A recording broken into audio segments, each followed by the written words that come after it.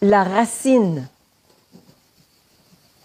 du mensonge à propos de qui nous sommes est l'identification. C'est ça, la racine. Ça veut dire quoi exactement? On va faire une petite démonstration.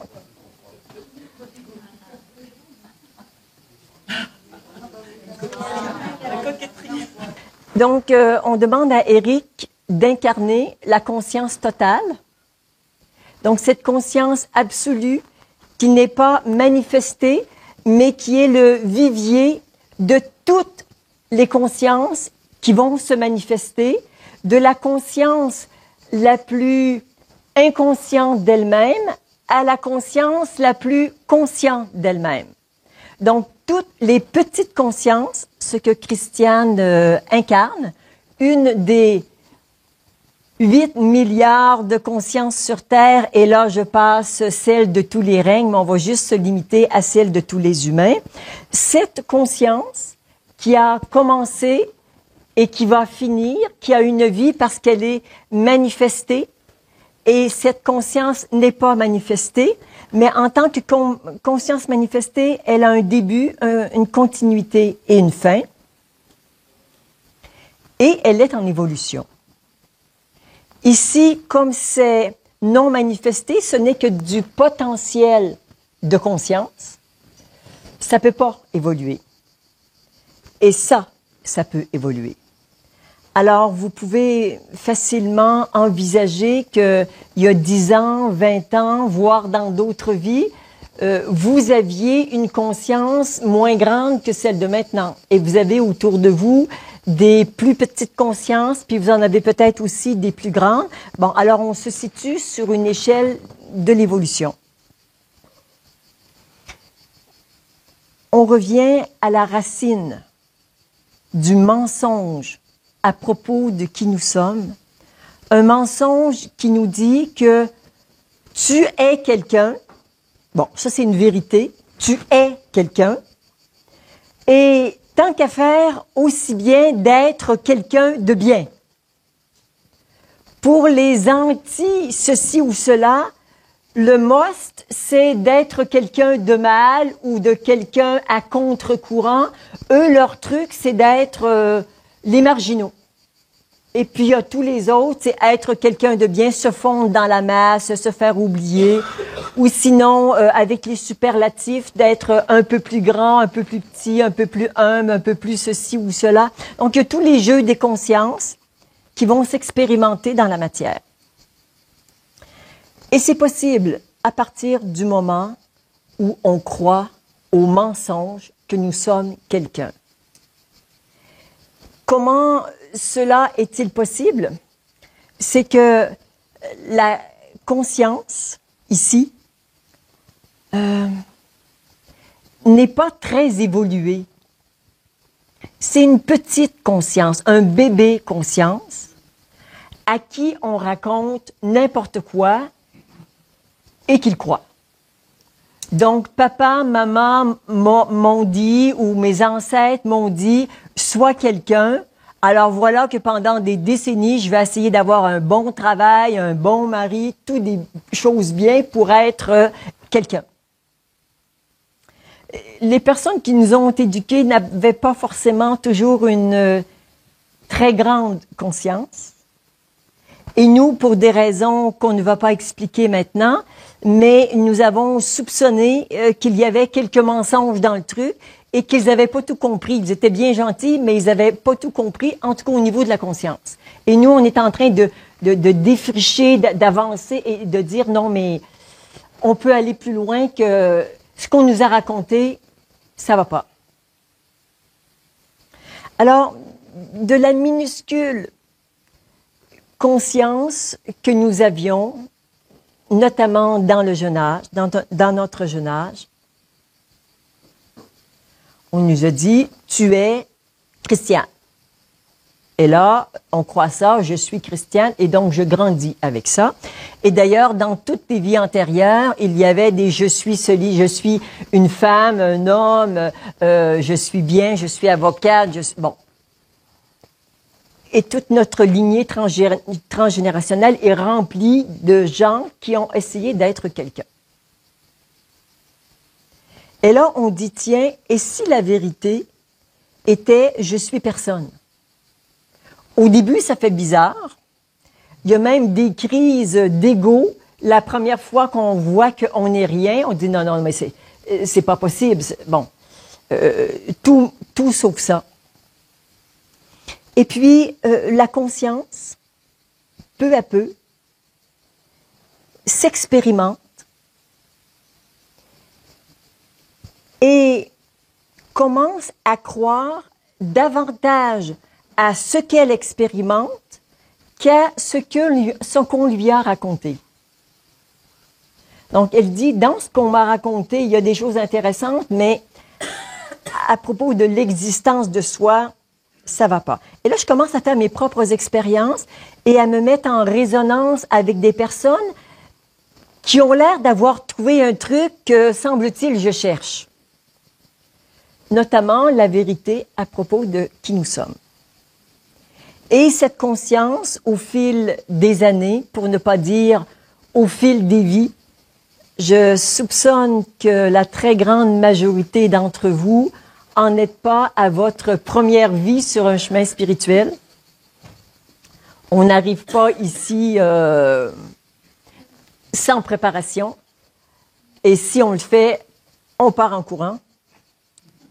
Mais vous restez. Donc, c'est bon signe. Et vous revenez stage après stage.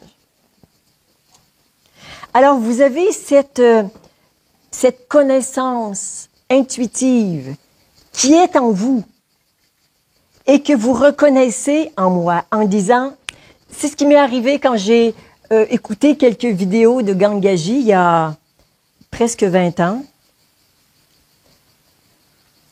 Elle était immobile. Elle parlait en anglais, je comprenais presque rien de ce qu'elle disait, mais je savais qu'elle savait ce que moi je voulais savoir. Mais je ne savais pas ce que je voulais savoir. Mais je savais qu'elle avait la réponse. J'ai fait 5000 kilomètres, je suis allée la rencontrer. Et ça s'est fait. Instantanément, ou presque. On le sait à l'intérieur. On le sait que la personne sait et que ça, on veut le savoir. Mais il y a des personnes qui sont sur un chemin spirituel qui n'ont pas cet élan, qui n'ont pas cette recherche. Peut-être l'auront-ils un jour parce que quand on débute sur un chemin dit spirituel, au début, c'est plutôt un chemin thérapeutique. On nettoie, on répare, on guérit et arrive le moment où le chemin n'est plus thérapeutique, mais ou axé sur le bien-être, mais qu'il est vraiment axé sur le spirituel, c'est-à-dire quelque chose de plus grand que soi. Quelque chose de plus grand en tant que soi.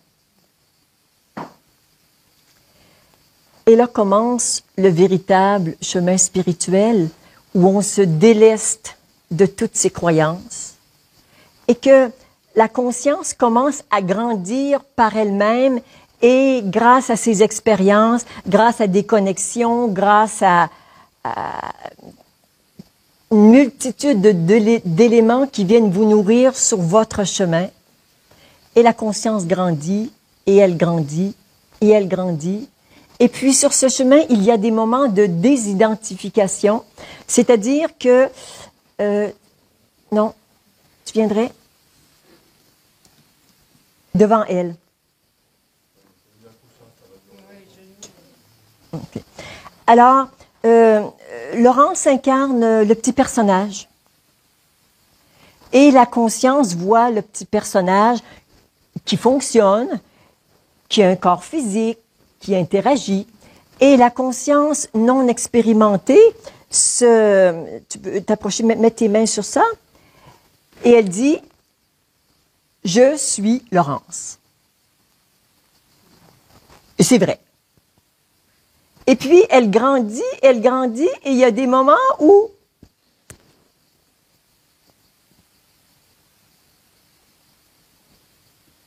je suis pas Laurence. Et puis, je redeviens Laurence. Quand la conscience se prend pour quelque chose ou quelqu'un, elle le fait par identification. J'entendais aux infos il y a quelque temps une dame qui quittait une entreprise dans laquelle elle avait travaillé pendant 30 ou 40 ans, m'a dit « Je suis les murs de cette entreprise ». Elle se prenait pour des murs. « Je suis l'âme de l'entreprise ». Elle se prend pour une âme d'entreprise. « Je suis celle qu'on demande toujours quand on est à court d'argent ». Je suis banquière de métier. Ce sont tous les mots qu'on met après « je suis » sont très possiblement de petites ou de grosses et persistantes identifications d'une ex-conscience pas très mature à une conscience beaucoup plus mature qui dit « Non, non, non, ça va pas. Non, non, non, ça va pas. » Et les personnes qui vivent quelque chose que moi j'ai envie de vivre, elles n'y croient plus à ce mensonge. Ça nous donne une direction. Mais comment fait cette petite conscience pour grandir? Bien évidemment, les expériences aident. La libération de tout un tas de trucs qui ont enrichi son expérience peuvent partir. Et puis, et là, ça va être difficile. Donc, je voudrais te demander de te fondre dans la grande conscience, mais normalement, il ne... Non, mais bouge pas. Dans toi. Dans... Ah, OK. OK. Ce qui se fait pas, approche encore un peu. OK. Parce que normalement, la grande conscience, elle est. Donc, jamais la grande conscience va aller vers vous. Ça n'existe pas. Jamais l'amour inconditionnel va aller vers vous. C'est vous qui allez vers. Et c'est pour ça que le chemin de la pleine réalisation, le chemin de la libération, c'est « Ah, je suis issu d'une conscience absolue et si je me fondais dans mon Créateur? » Alors, tu veux bien te laisser aller dans ton Créateur? La conscience, source, absolue, d'où je viens. C'est reposant. Vous le sentez, hein, que c'est reposant? C'est nourrissant. Ça nous répare. Vous voyez, l'ambiance, ce qui est vécu ici, bien sûr, tout le monde, vous le vivez, parce que tout le monde, vous êtes ça et vous êtes ça. Et quand votre petite conscience se dit « Je vais un peu me détendre et me lâcher dans la grande conscience qui est là et qui m'attend », elle prend un bain de fraîcheur. Elle, un peu comme un chien qui va à l'eau et quand il en ressort, il se secoue. Et là, il est plus propre et il est plus frais. Ça fait un petit peu comme ça.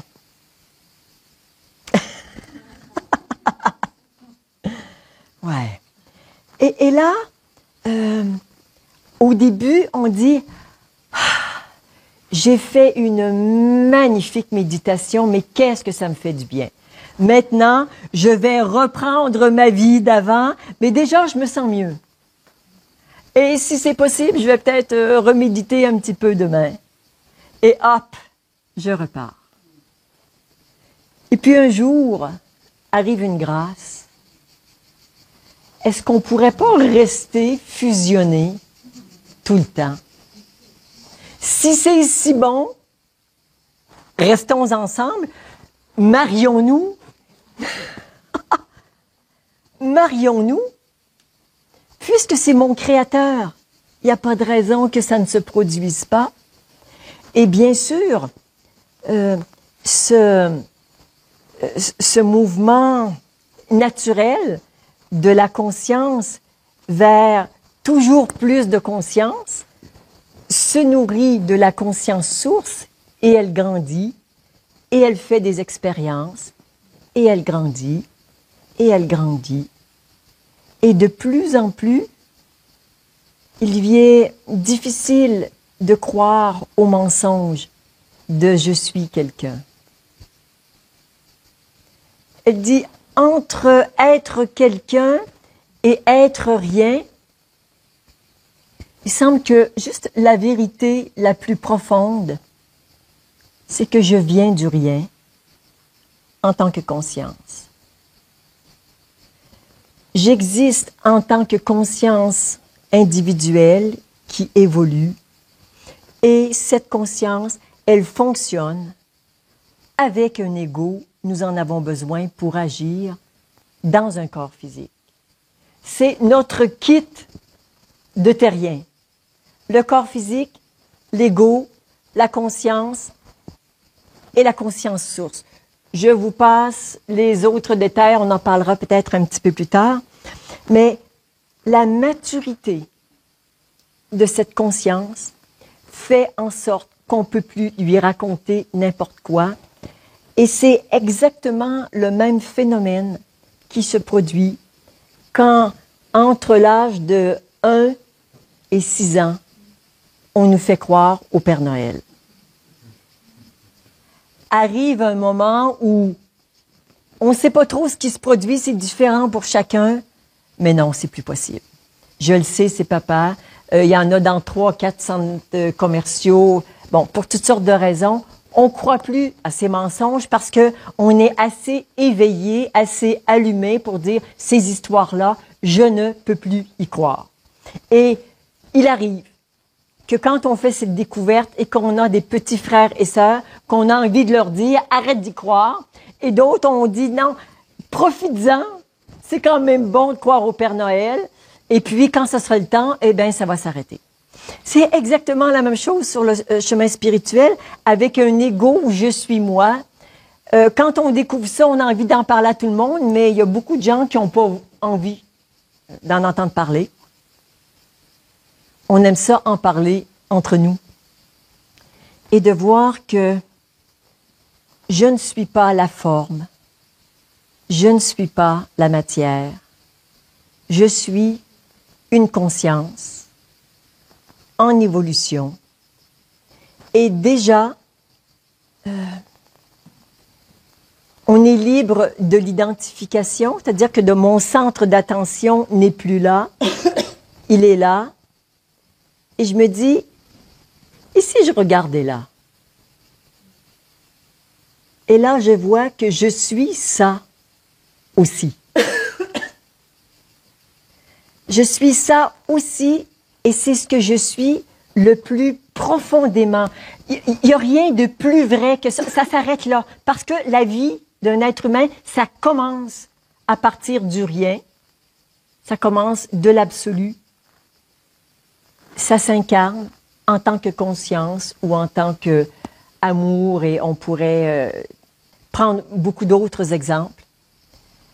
Et cette conscience ne s'identifie plus, mais elle sait qu'elle agit à travers un corps physique et grâce à un ego qui n'est plus le prétendu chef dans la maison, mais qui devient un serviteur d'une conscience qui grandit de plus en plus. Et là, on commence à être vraiment sur un chemin de liberté. Donc, je dirais, le mot-clé pour sortir de ce mensonge et retrouver notre liberté, c'est l'identification, c'est-à-dire une conscience qui se prend pour quelque chose. Et quand on se désidentifie, la conscience revient à la maison et elle dit « je suis une conscience expérimentant la colère, le chagrin, les croyances, une vie sur Terre en ce moment, mais sans doute autre chose autre part. » Et là, on a touché quelques éléments importants sur le chemin de la vérité. Oui. J'ai du mal, j'entends ce que tu dis, Mais je suis imprégnée d'un truc. Ce matin, j'ai vécu quelque chose de vraiment fort et puissant. Ouais. Et c'était une Christine dans la pureté originelle. Et c'était une transfiguration, pas une transmutation, mais c'était une transfiguration. C'était ce mot-là. Et j'arrive pas à la mettre là-dedans, en fait. Non, parce que je l'ai pas mis là-dedans. Et alors, elle serait où? OK. Alors, si on poursuit, on va demander à la conscience source de se reculer un petit peu. Et là, Camille peut revenir. Et peut-être Marie-Laure vient ici. Parfait. Alors, évidemment, on peut ajouter beaucoup d'éléments. Avec justesse, on commence par la version simple et on complexifie. Alors, je dirais que ici, il y a l'âme, qui est la première instance auprès de la conscience et du petit ego.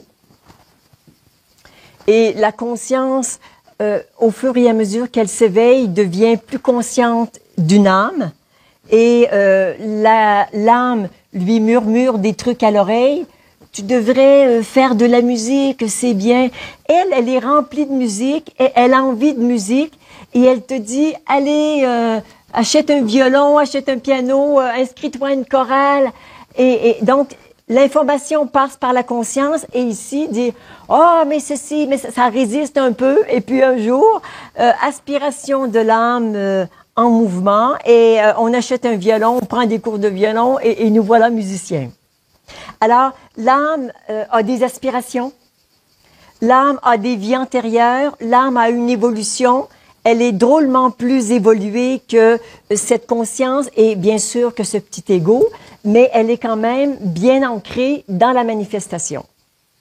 Mais évidemment, chaque âme est individuelle. Donc, on va dire sur les 8 milliards d'êtres humains, il y a 8 milliards d'âmes. Mais il y a une autre instance individuelle.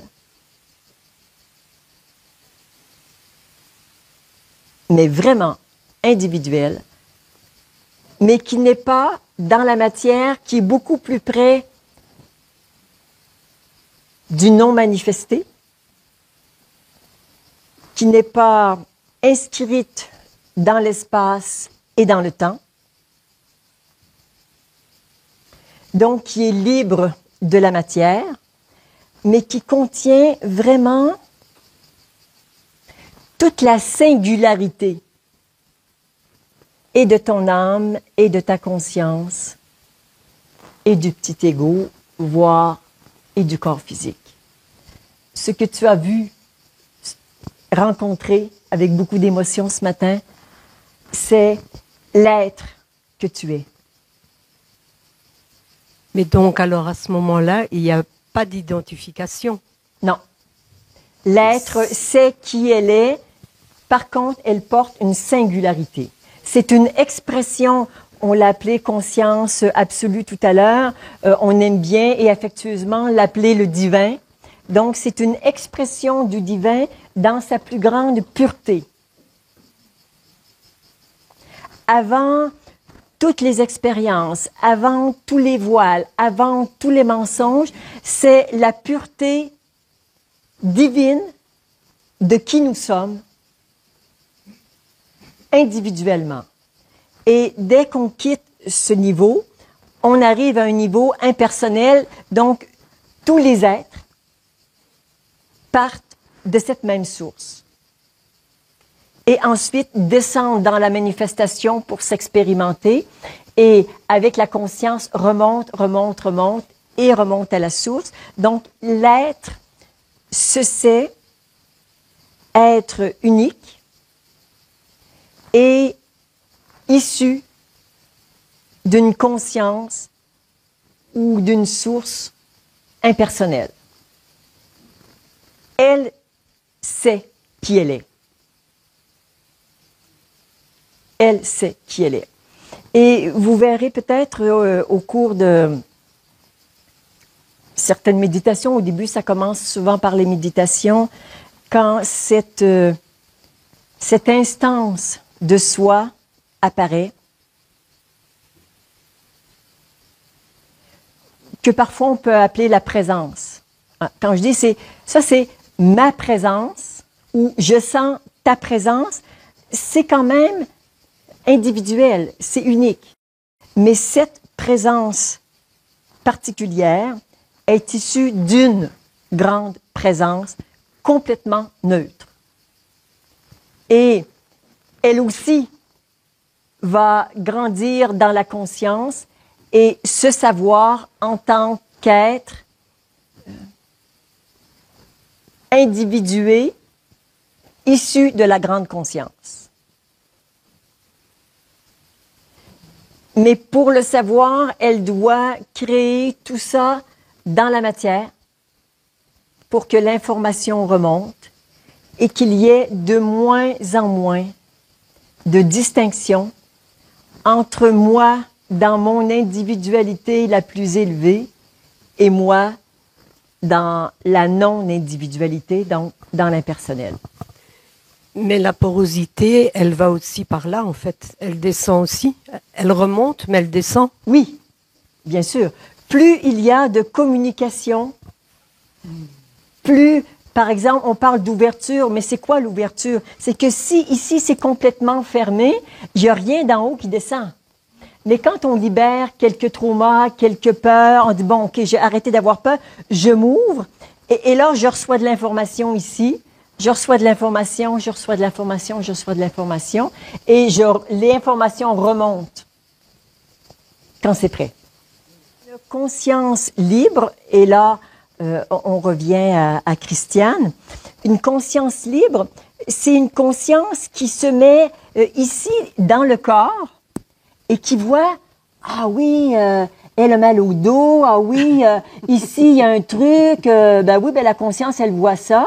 Et puis là, je monte entre les deux, et là l'ego, oui, mais il y a l'ego, cet ego, il y a des blessures, il y a ceci, il y a cela, et la conscience se sait être une conscience en évolution, mais elle voit bien qu'elle n'a pas tout compris. Elle voit bien qu'elle a besoin des inputs et des informations de l'âme pour continuer de grandir, et que l'âme se sait être en évolution, et à un moment donné, dans le champ d'évolution, la conscience n'est plus focalisée ici, ni sur l'ego, ni sur la petite conscience, ni même sur l'âme. À un moment donné, votre âme va presque disparaître des radars pour se focaliser sur l'être. Et il y a le vécu se fait à ce niveau-là. Je suis moi. Et avant, c'était je suis moi. Ça englobe tout. Mais il y a cette liberté de mettre notre conscience où on veut. Après, on voyage dans les ascenseurs, être à un endroit ou à l'autre. Et quelqu'un qui dit « Oh, l'âme, ça n'existe pas, c'est des histoires, là. » Eh ben, c'est comme si il passe rapidement ici. Non, il n'y a pas, non, il y a pas d'âme. Non, pas du tout. C'est comme ça qu'on fait abstraction d'eux. Et qu'un jour, peut-être, ce qui n'était pas vu, sera considéré et va trouver sa place dans toute cette organisation extrêmement complexe. Et là, on n'ajoute pas le mental, le cœur, on pourrait en mettre un peu plus, mais on ne le fera pas aujourd'hui. Mais l'idée étant que le focus de la conscience qui était vraiment dans la matière avec l'ego, et même il y a des personnes qui n'ont pas d'ego, ils sont comme ça. Tu sais, c'est pas, il n'y a pas de distinction entre avoir un ego et ne pas en avoir ou quoi que ce soit. Tout est vraiment dans la matière. Et l'ego, l'attention de la conscience, qui est de plus en plus mobile, qui va chercher l'information, visiter, ramener ça dans la matière, et ça joue, et ça circule, et ça marche. Et c'est simple. C'est fait comme ça. Ce qu'on est en train de faire, c'est juste d'enlever tout ce qui vous empêche de réaliser que vous êtes fondamentalement ça, puis ça, puis ça, puis ça, puis ça. Et quand ça est réalisé et incarné, la vie est drôlement simple et joyeuse. Et ça l'est même avant d'avoir réalisé tout ça. Mais bon, c'est un chemin, ça peut prendre un peu de temps. Merci mes amis, merci, merci.